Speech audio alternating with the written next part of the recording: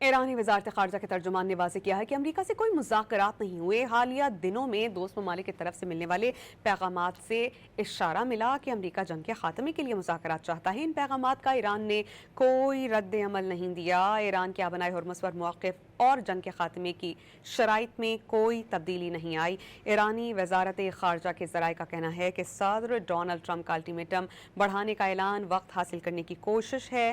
یہ اعلان تیل مارکیٹ اور امریکی سرمایہ داروں کو طفل تسلی ہے اور ایران جنگ بندی کے لیے شرائط بتا چکا ہے۔ جنگ میں وقفہ نہیں بلکہ مستقل جنگ بندی ہونی چاہیے۔ ایران کو عالمی زمانہ چاہیے کہ آئندہ کوئی حملہ نہ ہو اور جنگ کے نقصانات کا ازالہ کیا جائے۔